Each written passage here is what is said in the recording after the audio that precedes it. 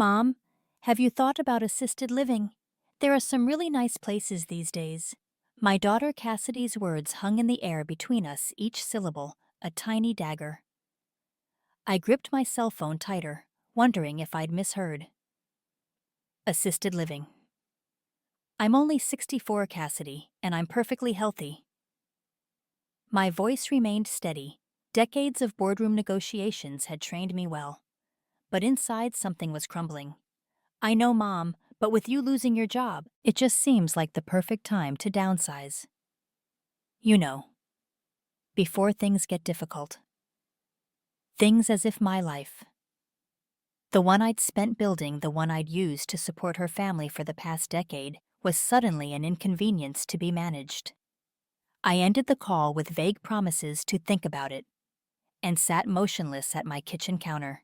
The same counter where I'd helped Quentin with his science projects and taught Phoebe to bake cookies. The same house I'd purchased after selling the larger family home when Thaddeus died, specifically to be closer to my only daughter and her family. Curiosity, or perhaps suspicion, drove me to open my laptop. I checked the browsing history on our shared family iPad that I'd left at Cassidy's last weekend after babysitting. There it was in Dexter's search history. How to convince elderly parent to move to nursing home when they refuse. Elderly parent. Nursing home. Refuse. Each word was a betrayal of its own. I was a former chief financial officer who'd been caught in corporate downsizing after 22 years of service. I wasn't elderly, I wasn't sick, I wasn't declining. I was just suddenly inconvenient. I met Thaddeus Ainsworth in graduate school. He was studying aerospace engineering. I was pursuing my MBA. We married the week after graduation and built our careers in parallel. He designing components for commercial aircraft. Me climbing the corporate ladder in finance. We had Cassidy late in life, our miracle baby after years of fertility struggles. I scaled back my hours when she was young, but resumed my career trajectory as she entered school. Thaddeus and I had planned meticulously for our future retirement accounts. Investments, college funds for Cassidy. What we hadn't planned for was his sudden death from an aortic aneurysm at 52. Cassidy was in college, then studying marketing without much direction or passion. After the funeral, she dropped out temporarily, met Dexter and got pregnant with Quentin, all within 6 months. "I need you, Mom," she'd said, her eyes red from crying. "I can't do this without you." So I sold our spacious colonial in the suburbs and bought a smaller Cape Cod-style house 10 minutes from their starter home. I cut checks for their mortgage. When they fell behind, I paid for Lamaze classes and nursery furniture. When Dexter's real estate career floundered in the unstable market, I silently covered their bills. When Phoebe arrived 4 years later, I added a second tuition payment to my expenses. Private school was important to Cassidy, for networking. She explained. I didn't argue. For 10 years, I'd been their safety net. The emergency fund that wasn't so much for emergencies anymore, but for vacations to the Bahamas, and the luxury SUV Dexter insisted he needed to project success to potential clients. And now, after a single phone call informing them I'd lost my job, I was suddenly a burden to be warehoused. "Muriel, you look like you've seen a ghost." Octavia Blackwell's voice pulled me from my thoughts. We were sitting in a coffee shop near the financial seminar we'd both attended. I'd known Octavia since our early career days. She'd gone into financial advising while I'd pursued corporate finance. "I'm fine." The lie came automatically. "Just processing some family stuff." Octavia's dark eyes narrowed behind her stylish glasses. After 40 years of friendship, she could read me better than anyone. "This isn't about the layoff, is it? You're too smart to have not prepared for that possibility." And I stared into my untouched coffee, then found myself telling her everything. The decade of financial support, the call suggesting assisted living. The browser history. "Have you kept records of all the money you've given them?" Octavia asked when I finished. "Of course I'm a CFO, Octavia." "Former CFO," she corrected gently. "And sometimes even the most financially savvy people make exceptions for family." She was right. I documented the $75,000 loan for Dexter and Cassidy's credit card debt in a proper contract, but I'd never enforced repayment. The monthly transfers for the grandkids' tuition were noted in my personal ledger, but never discussed with Cassidy. The vacation subsidies. Mortgage assistance and emergency cash infusions were all meticulously recorded in my own files, but treated as gifts by my daughter. "You do know they're taking advantage of you," Octavia said. "Not a question, but a statement of fact. They're family," I replied weakly. "No, Muriel, they're parasites." Octavia set down her coffee cup with a firm click. "And now that they think the host is dying, they're looking for a new feeding ground." Her bluntness shocked me, but before I could respond, my phone rang. The caller ID showed Brightwood Academy, my grandchildren's private school. "Mrs. Ainsworth." The voice belonged to Headmaster Jenkins. "I'm calling about Quentin and Phoebe's tuition payments. We haven't received anything for this quarter, and I'm afraid they're now 2 weeks past due." My heart sank. There must be some mistake. I sent the payment to Cassidy over a month ago. The silence on the line spoke volumes. "I see," Headmaster Jenkins finally said. "Well, perhaps you could straighten this out with your daughter. In the meantime, we'll need the payment by Friday to avoid late fees."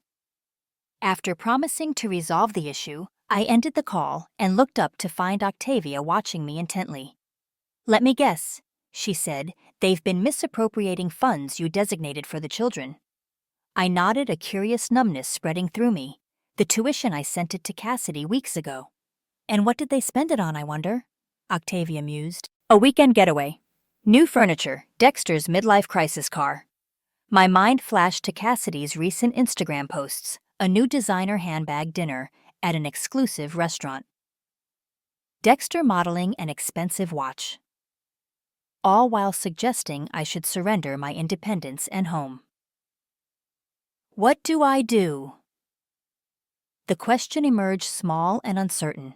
So unlike my boardroom voice, Octavia reached across the table and gripped my hand. "You fight back, Muriel, and I'm going to help you." That evening, I visited Cassidy and Dexter unannounced, something I'd never done before. Their surprise was evident when they opened the door to find me standing on their porch. "Mom, is everything okay?" Cassidy's eyes darted behind me, perhaps checking if I'd brought luggage ready to move in. "We need to talk about the tuition payment," I said, stepping past her into their foyer. The house I'd helped them buy was impeccably decorated with furniture far beyond their legitimate means. "Oh, that!" Cassidy exchanged a quick glance with Dexter. "There was a mix-up with the accounts. We're handling it." "The school called me directly," I replied, keeping my voice even. "The payment is due by Friday." "We'll figure it out." Dexter interjected, his salesman's smile firmly in place. "Just a temporary cash flow issue." "Where is the money I sent you for the tuition?" I asked plainly. Their explanations tumbled over each other. Unexpected car repairs, a plumbing emergency, a temporary investment opportunity. Each excuse more transparent than the last. I left 20 minutes later with a promise that they'd find the money by Friday. As I drove home, I made 2 decisions. First, I would directly pay the school myself from now on. Second, it was time to consult with a lawyer. That night, unable to sleep, I sat in my home office reviewing a decade of financial records. The totals were staggering. Beyond the $75,000 loan I'd given them, over $250,000 in various forms of assistance. Money that should have been securing my retirement was instead funding their lifestyle.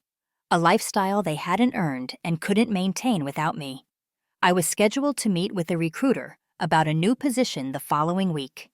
At 64, finding equivalent employment wouldn't be easy, but my skills and network were strong. I'd been preparing to work until at least 70 anyway. Thaddeus and I had always planned a late retirement, but now I needed more than just a new job. I needed a new strategy for dealing with my daughter and her husband. "Mrs. Ainsworth, based on what you've shown me, we have several options." Thurgood Halverson adjusted his glasses as he reviewed my documentation. The attorney had come highly recommended by Octavia, who'd insisted on accompanying me to the consultation. The $75,000 loan is the most straightforward, he continued. The promissory note they signed is legally binding, and with the accrued interest they now owe approximately $92,000.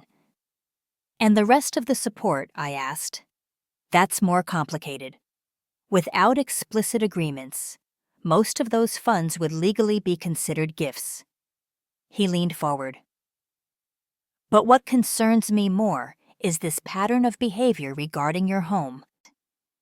I'd shared with him Dexter's search history and snippets of conversations I'd overheard at their house, discussions about the equity potential in my property and how they could help manage my assets.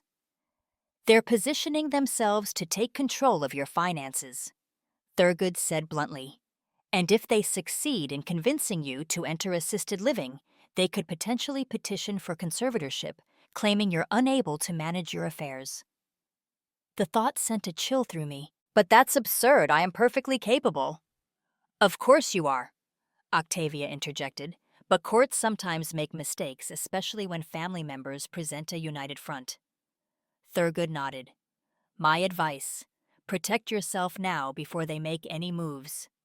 We spent the next 2 hours outlining a comprehensive plan, legal, financial, and personal. By the time we left his office, I had a clear path forward. It wouldn't be easy, but it was necessary. That night, I received a text from Cassidy. Just checking in. Have you thought more about what we discussed? There's a lovely assisted living place near us with a waiting list, but Dexter knows the manager. I replied simply. Still considering options. Let's discuss in person next week. The next few days passed in a whirlwind of activity. I paid the grandchildren's tuition directly to the school and instructed them not to accept payments from anyone but me going forward. I met with my financial advisor to restructure my investments and ensure Cassidy and Dexter couldn't access any of my accounts. I contacted a realtor about listing my house, not because I needed to downsize, but because I wanted to relocate somewhere chosen for my needs. Not my daughter's convenience. Most importantly, I interviewed for and was offered a position as CFO at a smaller company with a salary nearly matching my previous one. The CEO was an old colleague who valued experience over youth and was thrilled to bring me on board.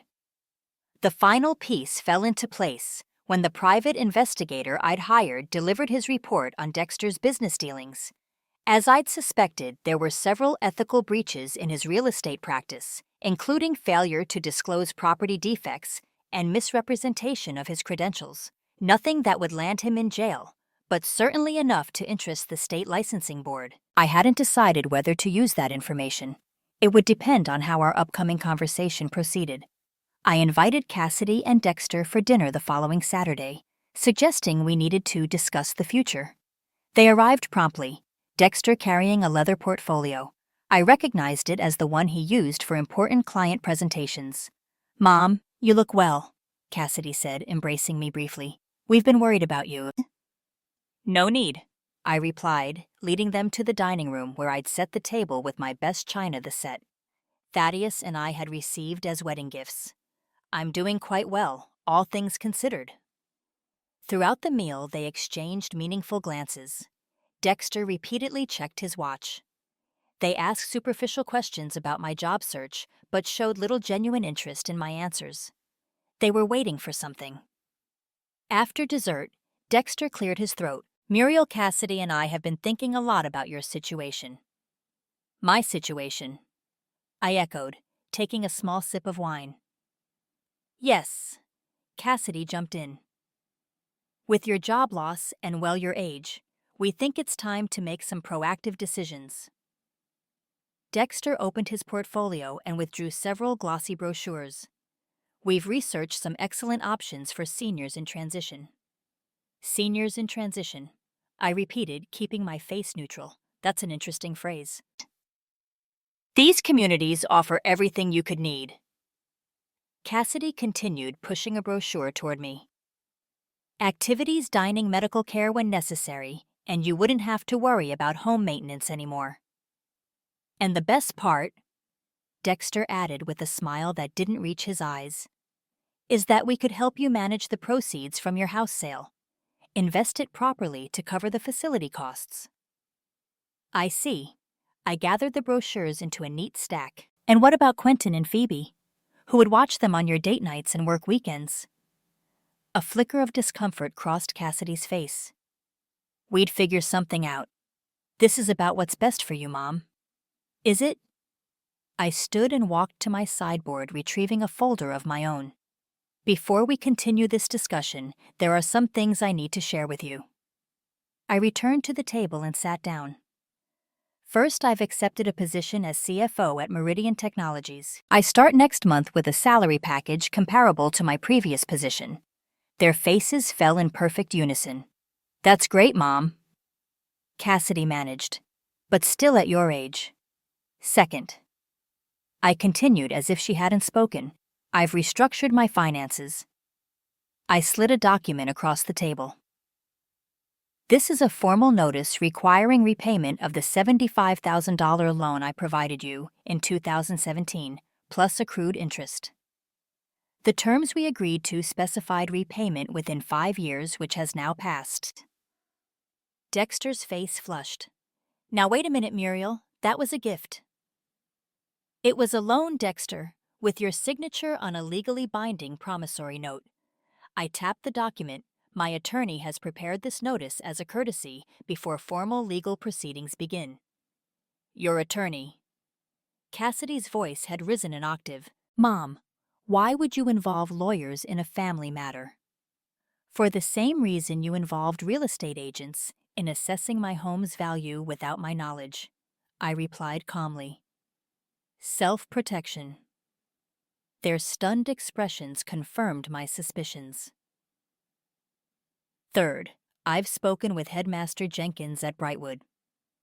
The tuition funds I provided, which never reached the school, will need to be accounted for. Mom, we were going to pay that. Cassidy began. With what?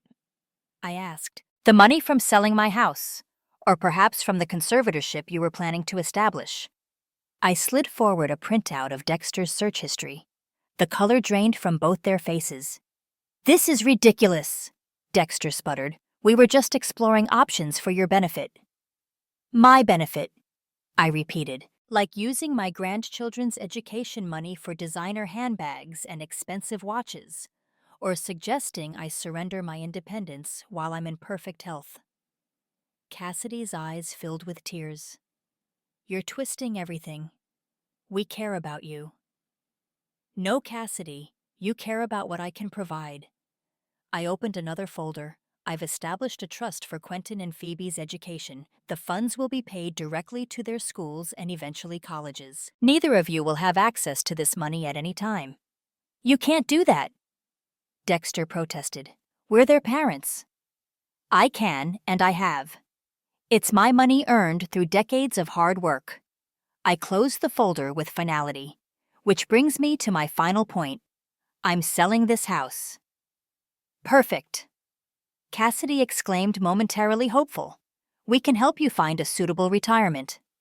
I've already purchased a condominium in Beacon Hill, I interrupted. The sale of this house will close next month, and I'll be moving downtown where I'll be closer to my new office.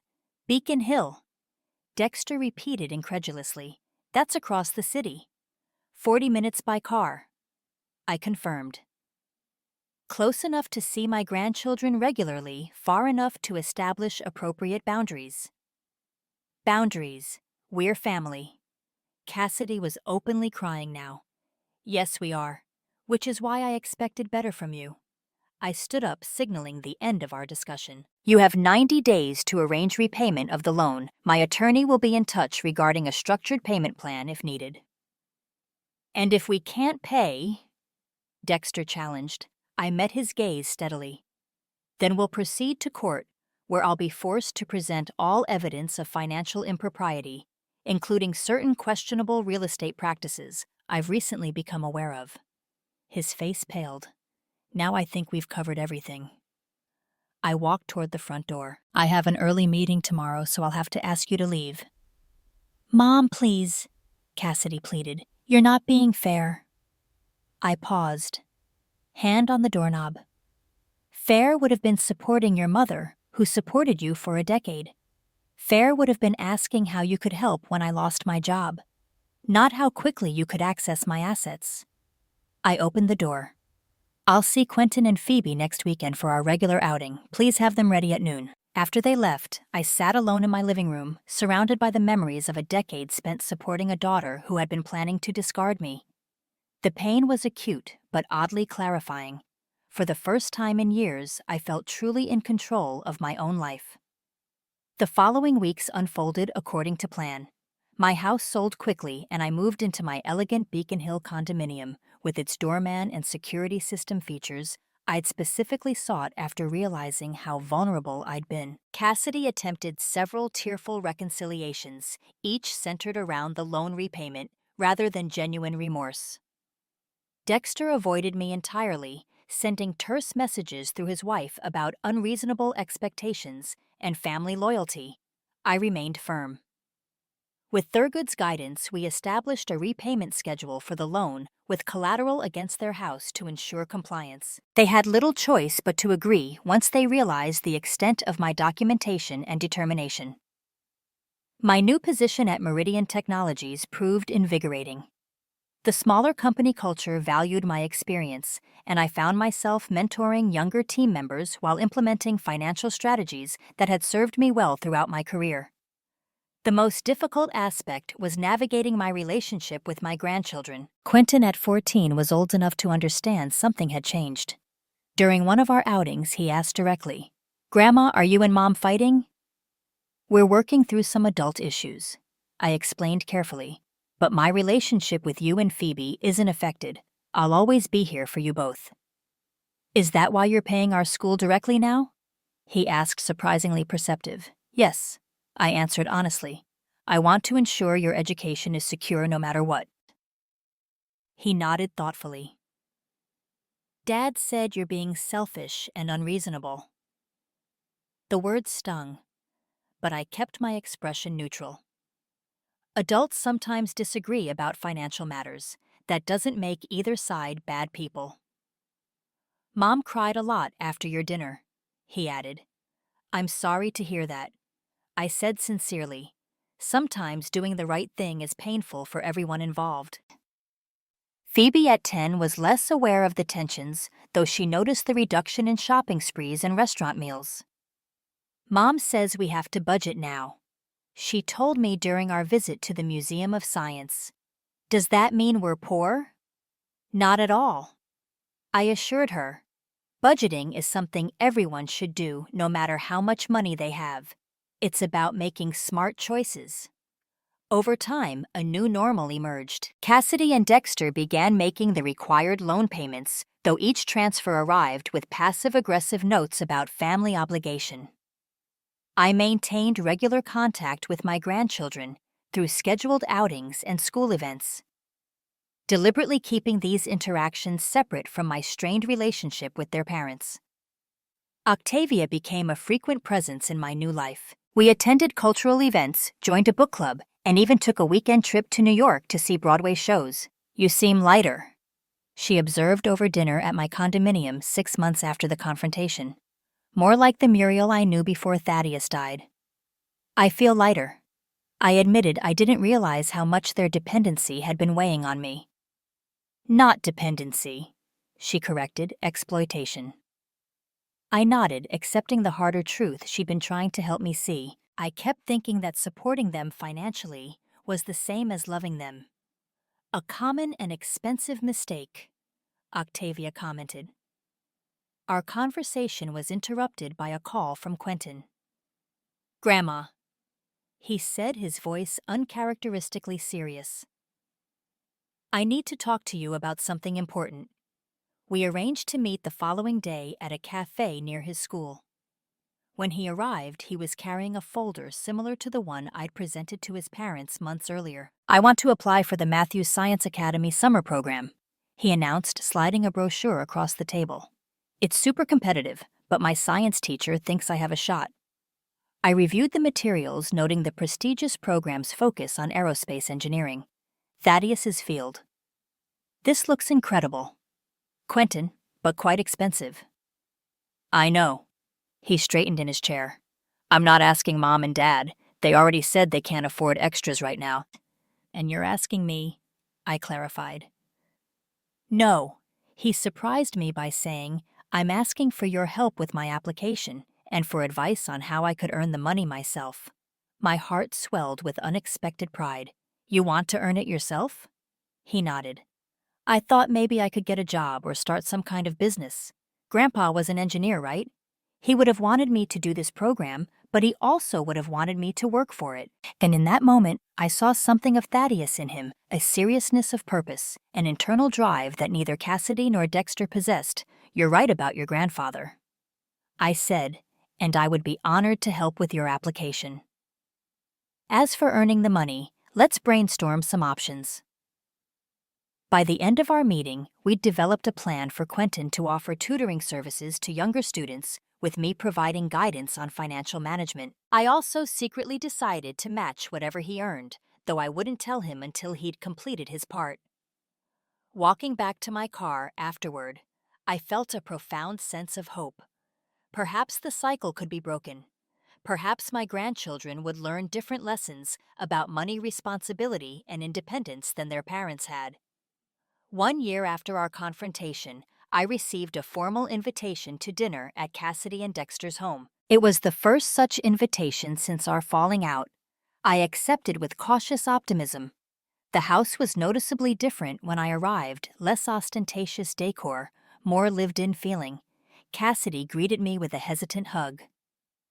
Thanks for coming, Mom. Dinner was a subdued affair with the children, carrying most of the conversation. Quentin proudly reported his acceptance to the summer science program, while Phoebe described her recent piano recital. Dexter spoke little, his former bravado diminished. After the children were excused, Cassidy poured coffee and cleared her throat. Mom, we wanted to talk to you about something. I braced myself, half expecting another attempt to access my finances. We've been doing a lot of thinking this past year, she continued, and we owe you an apology. The words were so unexpected that I nearly spilled my coffee. We took advantage of your generosity, she admitted. For years we treated you like an ATM, not a mother. Dexter nodded reluctantly. The loan repayments have been challenging, but they forced us to confront our spending habits and priorities. We're working with a financial counselor now, Cassidy added, learning to live within our means. I studied their faces looking for signs of manipulation, but finding what appeared to be genuine contrition. I appreciate your apology, I said carefully. It means a lot to hear you acknowledge these issues. We'd like to rebuild our relationship, Cassidy said. Not the financial part, we understand those boundaries now, but the family part. We miss you, Dexter added, surprising me with what sounded like sincerity. And the kids miss you being around, more often. I took a measured sip of coffee. I would like that too, but it will take time to rebuild trust. We know, Cassidy nodded. We're prepared to put in that time. As I drove home that evening, I reflected on the complexities of family relationships, how they could be sources of both deep pain and profound connection. The road ahead with Cassidy and Dexter would not be easy, but perhaps it could lead somewhere worthwhile. In my Beacon Hill condominium, I found myself drawn to the small desk where I'd begun writing a blog about financial independence for seniors. What had started as therapeutic journaling had evolved into a platform with a growing readership. My most recent post was titled, Supporting Without Sacrificing Setting Healthy Financial Boundaries with Adult Children. As I prepared for bed, my phone chimed with a text from Octavia. Still on for the symposium tomorrow.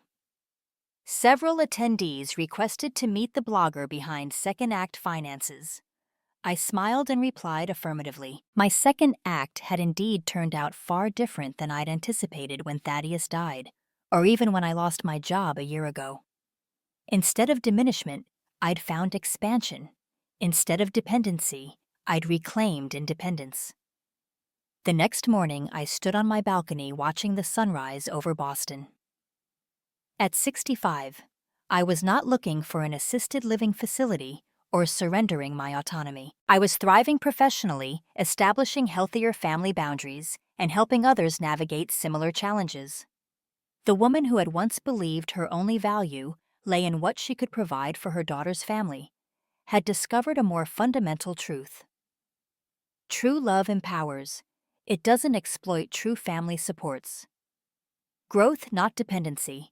And sometimes the most loving thing you can do for others and for yourself is to say no.